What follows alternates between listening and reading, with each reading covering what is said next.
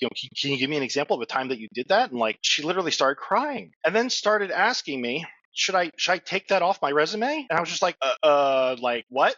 Where am I?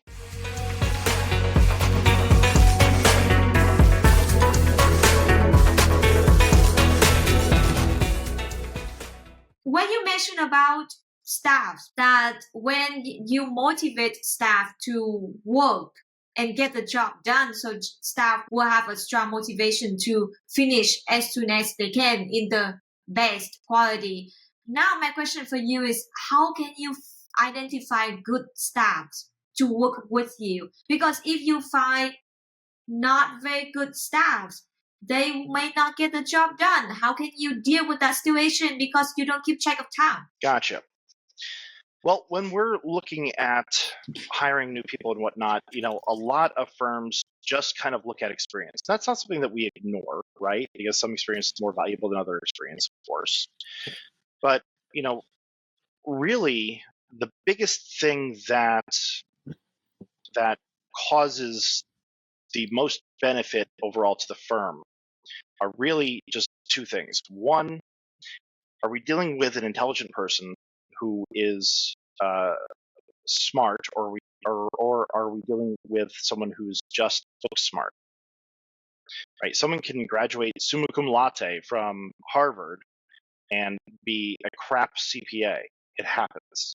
I know a lot of crap CPAs. It's really unfortunate. Before you're a CPA, you hold these people to put every CPA on a pedestal. Oh my God, they must know everything and all this other stuff. And then once you've seen as many CPAs works as I have and had to amend as many returns as I have, all of a sudden you start realizing, oh yeah, that's right. I forgot it's part of life. Everything is on a bell curve. You have good ones, you have all right ones, and then you have the rest. But anyway, oh good Lord. Sorry, I lost my train of thought in the middle there. What was the question? The question is, how can you find or identify good staffs? Yes. And I went to the first part there, identifying good staff, the actual intelligence, and yes. So the other part of identifying a good prospective staff has to do with their attitude. It has to do with a positive attitude, to be specific. If they exude a positivity, a good energy, if you will. This isn't something that's like, oh, spiritual, whatever. Like, no, like, is someone more upbeat and whatnot, but not like bubbly. That's not what I'm talking about. Like upbeat, or are they someone that does not, and they seem even in an interview like, I'm all about business and let's cut to the and it's just like, oh, okay, I understand that you're going to be a stereotypical accountant. Got it. A stereotypical accountant is very introverted, doesn't like talking to people, doesn't like talking to clients, wants to be in their own little cave there and just do their work and thank you very much, bye. And the stereotypical accountant is also an alcoholic. And probably they go hand in hand. You would think someone who's very introverted and doesn't have any want and has very high social anxiety, if you will,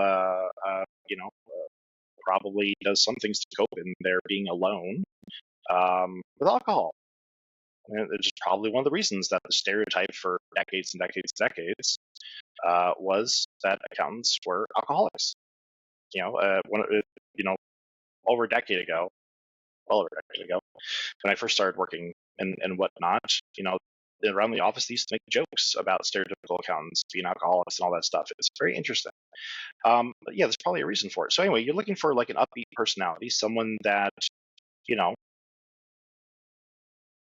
would bring positive energy, like how to describe it? Like a go-getter attitude, if that makes sense. And again, it's all about meshing with the team. So the reason that those are the two criteria, right? I think the attitude part is probably pretty self-explanatory. Like, they're encouraging, they're not going to be a toxic element to the environment and whatnot.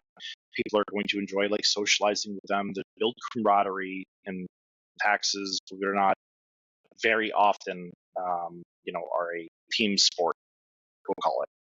right? You know, and the intelligence part is really just a, book smarts aside, are you going to be able to grow and develop? Because on day one, when I hire anyone, I tell them straight up, you are on partner track. Period.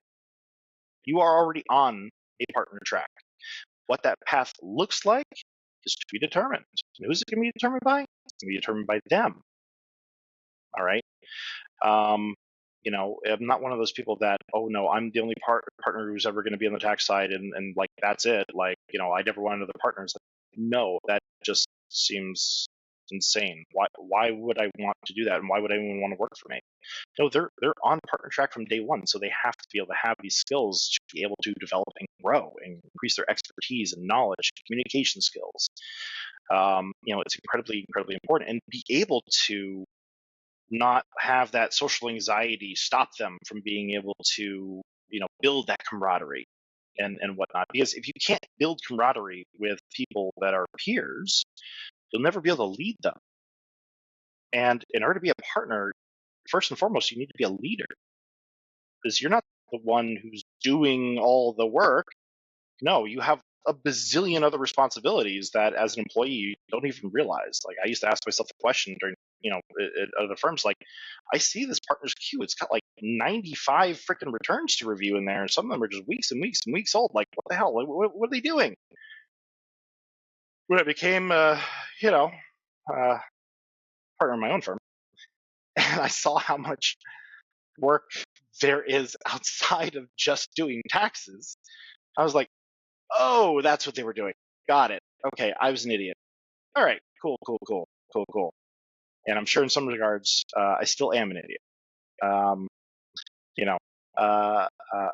And you have to have these qualities to, going back to it, you have to have the qualities in order to actually grow, advance, and eventually lead in accounting, in not just a rote way of, yes, anyone can, technically be the boss, but you can't foster the kind of environment and perpetuate the sort of moral compass and values that we've created as a firm without these qualities, without being able to lead, without people being able to look up at you, not put you on a pedestal, but look up to you and like, oh wow, I want to be that someday, and those are all qualities that are really important that I look at when I'm hiring someone. So when you look at those qualities and you have to identify those qualities in just like an interview or 2 or 3 interviews, what kind of questions you normally ask candidates to help you identify those qualities? So I turn interviews into more of a conversation. And, so I just ask them, okay, tell me about yourself. Just leave it real open and just see where they go with it and see what they say about things. And then I'll follow up on the things that they say and go through things that they said in order to see how they respond to those questions and whatnot as well, to see how their train of thought goes, if they're excited about things or not, or, hey, what hobbies do you have? Oh, tell me about that. Like, I want to know more about the person than like, oh, what was it like working as a senior tax staff over at Johnson and Company, CPAs, and for those 2 years, 5 years ago. I don't know why interviewers really just focus completely on the resume, because anyone can put anything the hell that they want on the resume and make up whatever BS, and you never actually know the hell of the person that you're actually hiring. Anyone can. Why not? You can. I did one interview about 6 months ago, right, where I was interviewing this one girl for position as a senior accountant here and whatnot, and she could not talk. It was the weirdest experience of my entire life. I was sitting there like mouth open. It was a video, interview and all that, and I was just like, the entire time. Like and when I say couldn't talk, it's not like, oh, she had a stutter or something like that. Like, no, like in asking very basic questions, she would have like breakdowns and not be able to answer them. Like really simple things, like tell me about yourself, tell me about your experience. What are the things that you like most about, accounting or, your position or whatnot, or, whatever happens to be. And at one point I asked her, because we have a big focus on strategy and I saw that as part of her resume. And I actually asked her, I was like, hey, it says here that like, you came up with tax strategies that, provided, what did it say? To achieve like, fantastic results. I'm super paraphrasing, for clients. And like, I was just like, wow, like that's fantastic. That's a lot of what we do here is tax strategy. That's like our main focus. So like, hey, can you give me an example of like one of those times, like figuring like, oh, well, she's gonna be very excited to give me an answer, right? Like this seems like a really easy tee up when it was one of the first things on her resume, as like, and I was like, so, can you give me an example of a time that you did that? And like the result, like I'd love to hear it. Like this is what we do, strategy. She literally started crying. What? And then started asking me, should I take that off my resume? And I was just like, like what? Where am I? What? Like I was so shell shocked by the response of someone literally crying because I asked them directly a question just for an example of something that they seemed excited about on their resume that they put there near the top to like draw attention to it. I just asked for something that I thought was like a softball kind of question, like that really anyone could answer. Start crying, like crying. And so we moved on from that. And then I explained how, like, here, like, we encourage our employees, to join like networking groups and have as much client contact as they can, because one of the things that I saw as being completely deficient in every other firm ever is that on no level in any way, shape, or form is there actually coaching in terms of client acquisition, talking to people, networking, growing your professional network and whatnot. There's none of it anywhere. It's ridiculous. It's ridiculous on any level. Even when it's an expectation of the job position as a tax manager to acquire clients, there's not 1 second is devoted to training for that. And I was like, nope, that stops. Day one, that starts here, where you are encouraged to join networking groups and practice, talking to clients. And we've done like role playing in here, people that had a lot of anxiety in talking. Like, well, what if I say whatever? And it's like, no, it's never going to be as bad as what you think. There are ways to do it. Like, well, let's practice to get you comfortable with it, and to go out there and even acquire clients in their networking groups and everything else. We encourage that. By incentivizing them for they get 20% of all billings from that client. Like, cool. And so they're on day one, they're on partner track, right? And the idea is that they will, as they increase their expertise and knowledge and everything else, and they are going up the ladder here, they are building their own, in essence, business too, where they are managing these clients.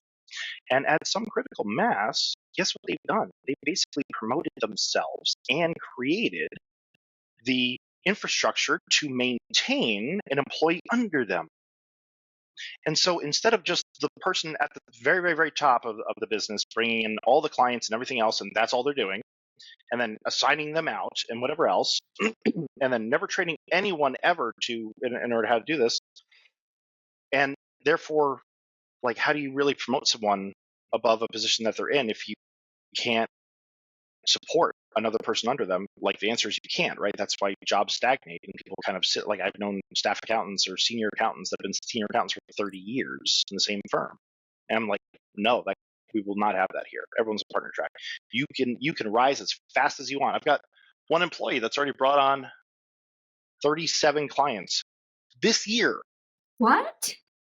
He has brought on 37 clients this year. What is his position? He is my supervising senior tax specialist, and he's phenomenal, wonderful. I love the guy. Like, he's my right hand. Wow, You that's know, impressive. it is impressive.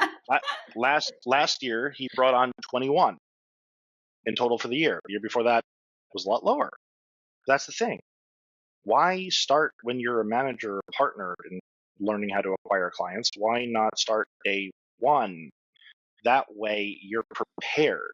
Because the thing is, you could be the best CPA in the world, but if you can't talk to clients and you can't acquire clients, then you don't have a business.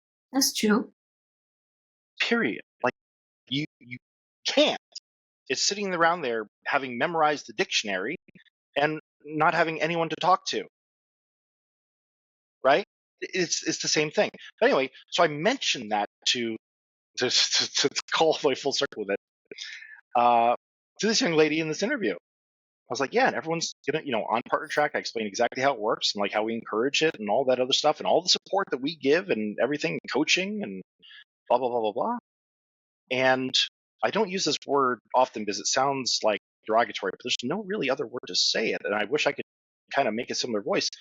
But she started whining, which is a weird thing to say because it sounds derogatory, but that's what it was. It was actually whining.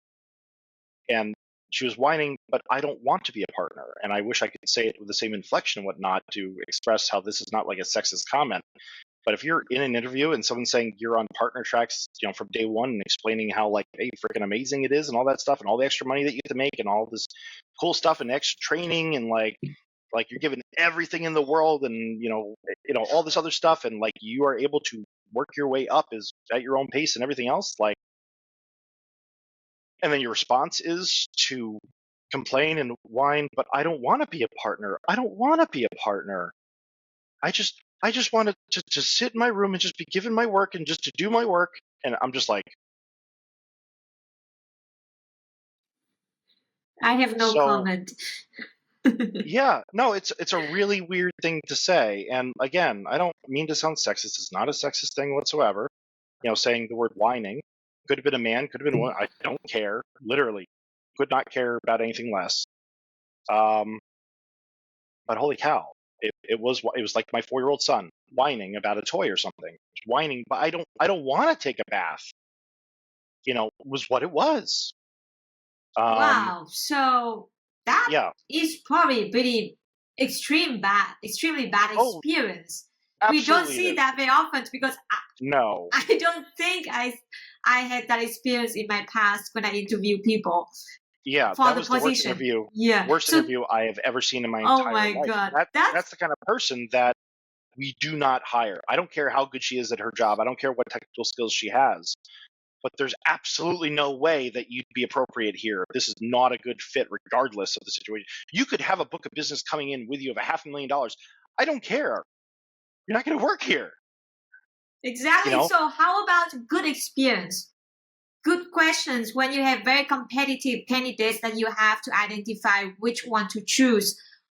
Which questions you're going to deliver or ask them, besides of just like give me an example of a specific experience you have in the past. So what I do is I set up questions.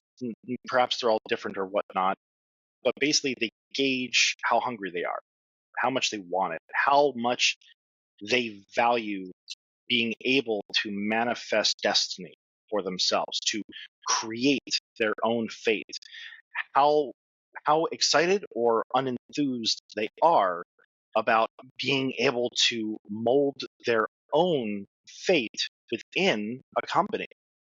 And when I see that there's great enthusiasm for that, or like a wow, like that's amazing sort of a thing, versus a okay, like that's great, I'm on board, I'm on track.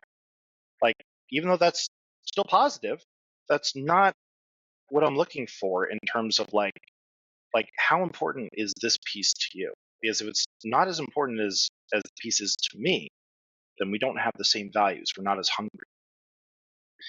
And it's not about like, oh, sales. It's not about, oh, whatever else. but it's about you're looking long term and what you want in your life. And if all you want is to be given your work, clock in and clock out, that's not the kind of person I want here. I want someone who is going to want to grow, advance, create their own book of business, even not that they aren't given some already and whatnot, and manage clients. That they want to expand their professional networks, and that's something that I want to touch on just for a second to give some advice to anyone still listening, because I know I talk a lot. The most valuable thing that you can do in this industry is grow and nurture your professional networks. I mean, all the client contacts, all of the professionals, like in networking groups, for example, but then expanded on that, past that you can know the most people you can and talk to people, like grow those connections and whatnot. And at a certain point, you'll understand how truly valuable it is. I mean, it is valuable. When you need someone, regardless of what it is, you know someone who can do that. Give you an example. It's the week before the October tax deadline there. 9:30 on a Friday night. All right, me, my wife, and my kids were in the living room. Well, not at 9:30. It was about 6:30 when we started noticing it, but 9:30 is when it actually really happened. But they went up to bed, and we were like, "What is this water that's pooling in our living room, coming from the wall?" Okay, that was weird. So I was like, "Oh, maybe there's some sort of condensation that got in. Like the hurricane blew through." I was like, "Okay, maybe there's something there." So I got some, paper towels, whatever else. And it was just coming. And I was just like, "What is going on here?" Eventually, 9:30 on that Friday night, we noticed that in the little closet that we have, a little storage area under our stairs on our main floor, the water pressure valve in our house was erupting. Just water spraying everywhere. That was cool Wow. at 9:30 on a Friday night.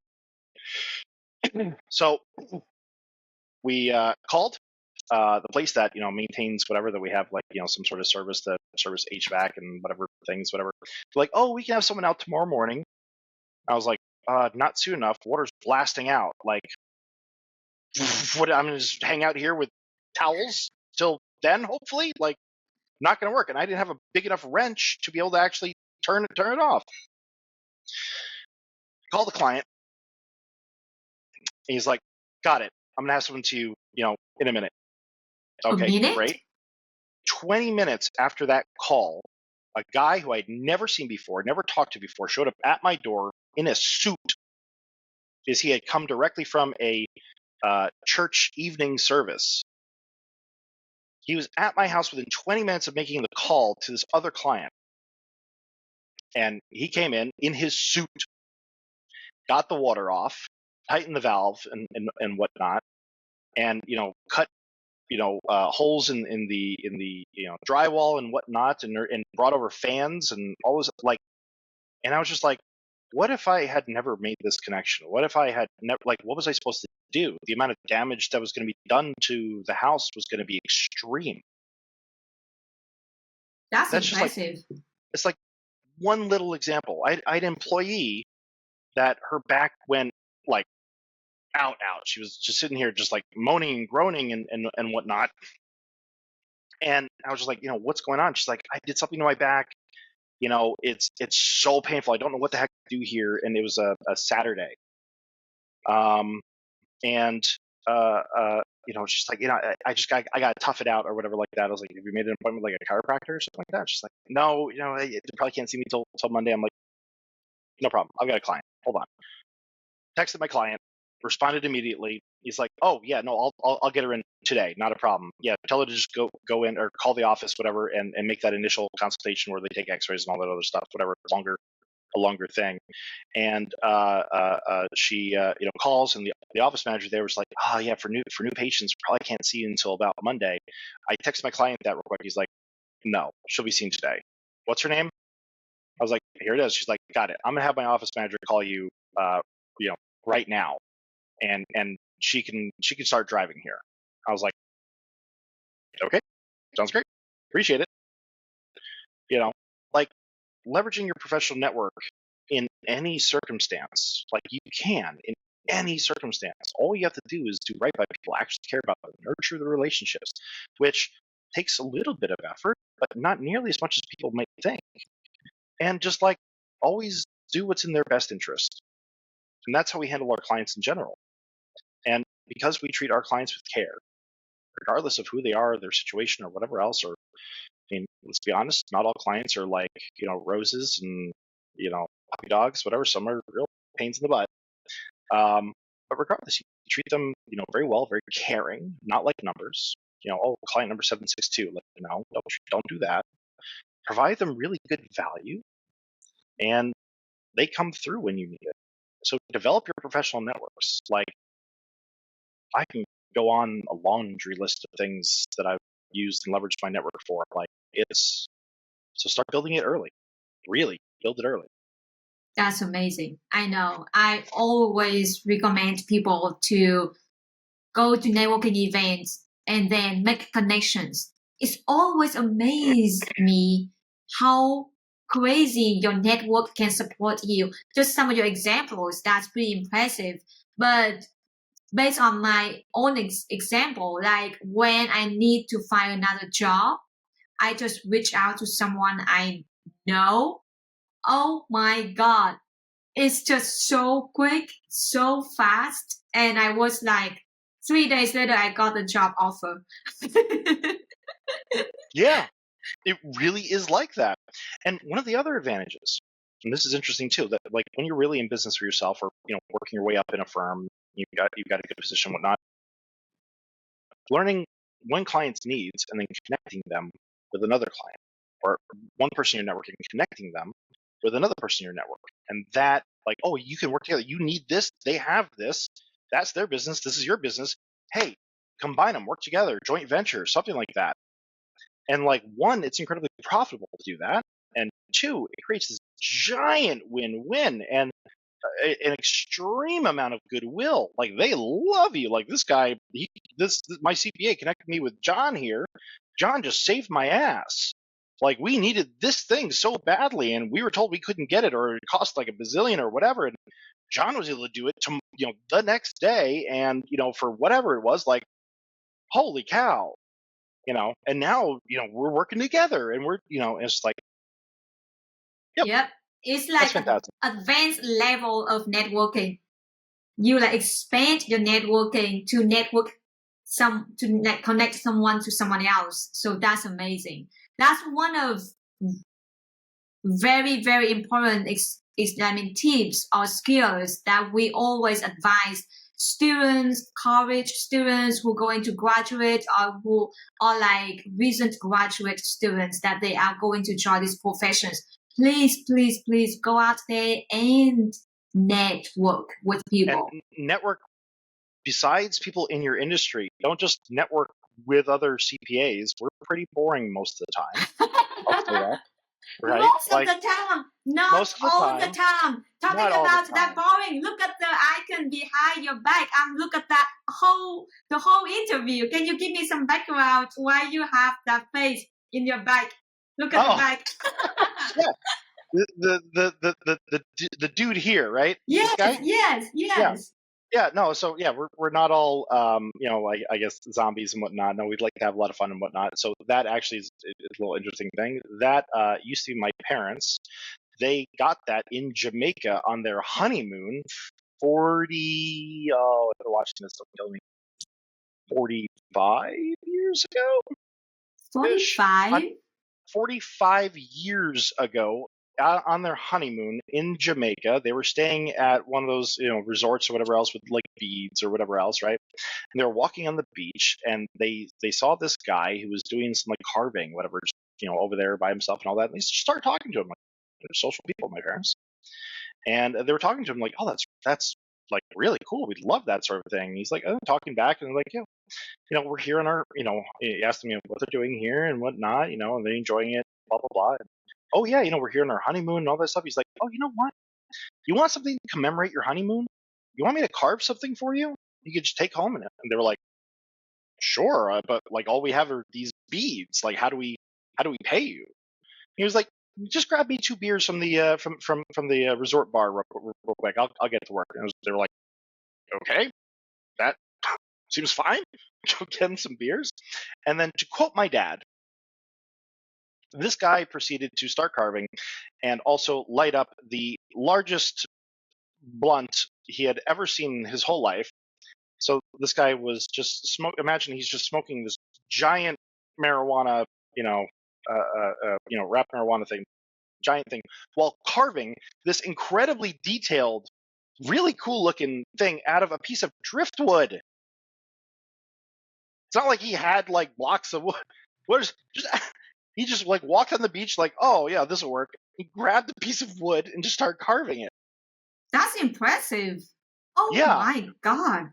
And so it wound up in my house, and I've just always kind of liked it. I really like it. And at one point my parents were moving and all that stuff, and this thing, it looks like, oh, it's fine, but it's solid wood. Like it weighs like 45, 50 pounds. Like it's really heavy.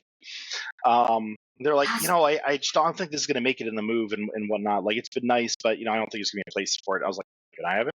They're like, okay, sure. So I'm like, all right. So that's the story of the man back there.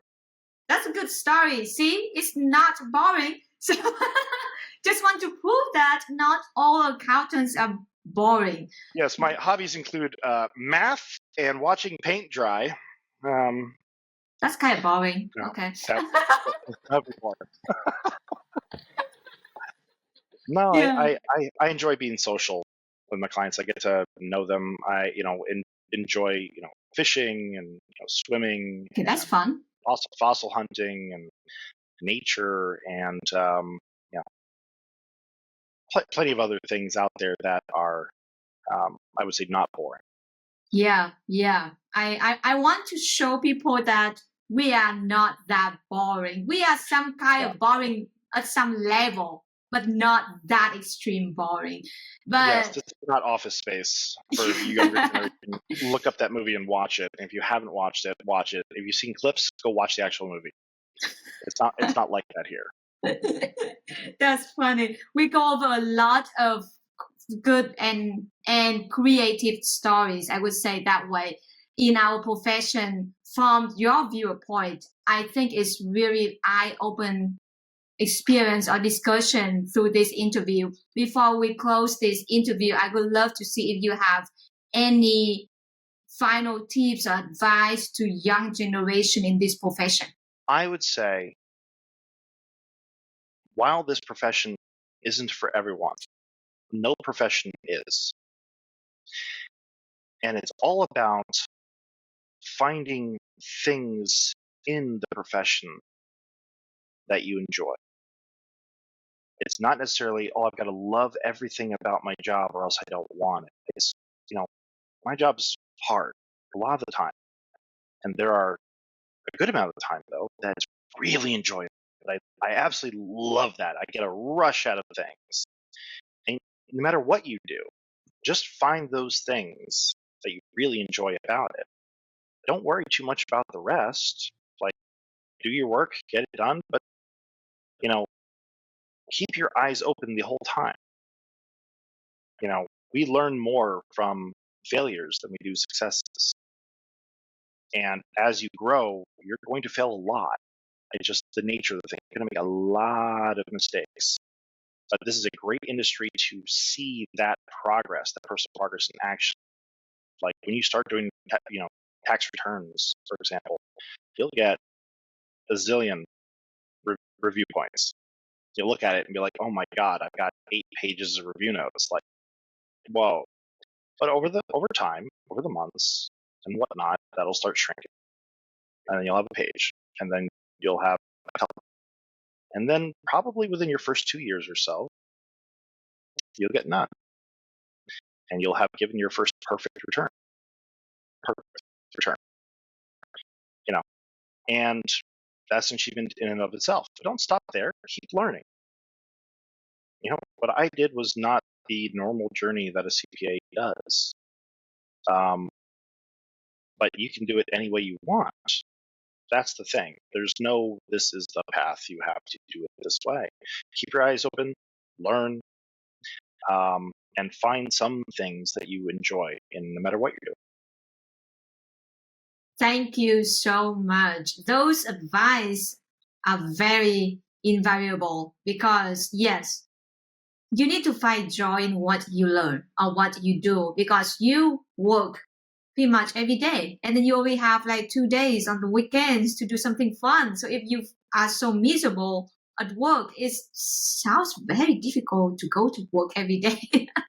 Remember the life-work balance, Yes, everybody. life-work balance. We talk a lot, but let's just go the statement. It is life-work balance, not work-life balance. That's something I want to emphasize. Don't work yourselves to death. Work yourselves to life. I love it. I love it. Thank you so much, Matt, for the interview today. I wish we could talk more. Maybe we can schedule another interview because I still have a lot of questions. Remember, we have layers that I said I want to ask. I still have 2 more layers I want to ask. So maybe we can schedule another interview if your time allows. So I can ask more I'd be questions. very happy to. I'd be very happy to. It was a real pleasure talking to you, Rosie, and thanks for putting up with me for a couple hours here. Oh, it's fun. I love it. I love talking to people. And you, as I mentioned at the very beginning, you and I, we can hang out together. We like nature. We like social. That's all we need, right? That's it. Maybe you can just interview in your new office once it's finished being built. And so just interview in the back. Like you said, you can have a nice, relaxed space. So absolutely. I'd be happy to. That'd be fun. Yep. Let me know when the building is finished. So I can schedule my flight. Yeah, you'll have to come down from Maryland. It's warmer down here, believe me. Oh yeah. That I would love to. It's getting freezing here in Massachusetts. Yeah. I'm familiar. I remember. Grew up in Jersey. Ooh. But thank you so much again for the interview. And we'll talk to you soon. Thank you. Bye-bye. Take care. Bye.